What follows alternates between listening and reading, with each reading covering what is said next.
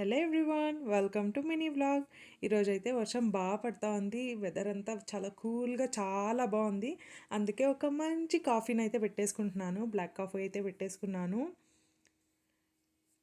And ఈ మంచి black కాఫీని ఎంజాయ్ చేసిన తర్వాత డెఫినెట్గా డిన్నర్కి ప్రిపేర్ చేసేసుకోవాలి. కూరకు పల్లెం అయితే చేస్తున్నాను. దంటు కూరకు అండ్ 2 ఉల్లగడ్డలు యాడ్ చేసి అయితే పల్లెం చేస్తున్నాను. టేస్ట్ అయితే చాలా బాగుంటుంది. అండ్ స్టీమ్ చేస్తున్నాను. Simple, easy, healthy. చాలా అంటే చాలా హెల్దీ. సో డెఫినెట్గా ట్రై చేయండి. అండ్ ఇప్పుడైతే కూరాకునైతే తుంచి పెట్టేసుకున్నాను. ఇంకా ఉల్లగడ్డలు కూడా పొట్టు తీసేసి ఇలా నిలువుగా కట్ చేసుకుంటున్నాను. ఫ్రెంచ్ ఫ్రైస్ కట్ చేస్తాం కదా, అలాగనమాట. అండ్ నేను దీన్ని ఇంకా చిన్నగా కూడా కట్ చేస్తున్నాను. అండ్ ఇప్పుడు నీళ్ళు అయితే మంచిగా మరుగుతూ ఉంది. దీన్ని అయితే స్టీమ్ చేసేస్తున్నాను.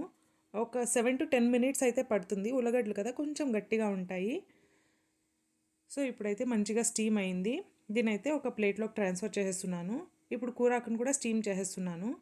ఒకవేళ రెండు కొంచెం కొంచెం క్వాంటిటీలో చేస్తున్నారంటే ఒకేసారి పెట్టేయచ్చు ఇడ్లీ ప్లేట్లలో. బట్ కొంచెం కూరాకు ఎక్కువ క్వాంటిటీలో ఉంది కాబట్టి సరిపోదనేసి నేను 2 సార్లు అయితే చేసుకుంటున్నాను.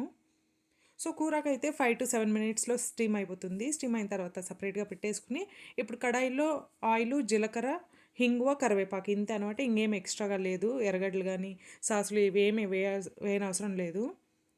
ఇప్పుడు ఇవంతా మంచిగా ఫ్రై చేసుకుని ఒక స్పూన్ కారం పొడి, సాంబార్ కారం పొడి, పసుపు 2 యాడ్ చేసి ఇలా ఫ్రై చేసుకోవాలి. కొంచెం స్టిక్కీ అవుతుంది. సో టక్టకాన్ చేసుకోవాలన్నమాట. సో కొంచెం మంచిగా ఫ్రై అయిన తర్వాత కూరకు యాడ్ చేసి తగినంత ఉప్పు కూడా యాడ్ చేసుకుని ఇలా మొత్తం కూరకు కలిసేనట్లు ఫ్రై చేసుకోవాలి. సో చాలా సింపుల్ అండ్ ఈజీగా అయిపోయింది కదా. టేస్ట్ మాత్రం చాలా బాగుంటుంది. డెఫినెట్గా ట్రై చేసి కామెంట్లో మెన్షన్ చేయండి మీకు ఎలా అనిపించిందని. అండ్ వీడియో నచ్చితే తప్పకుండా లైక్ చేయండి. Thank you so much for watching. By by.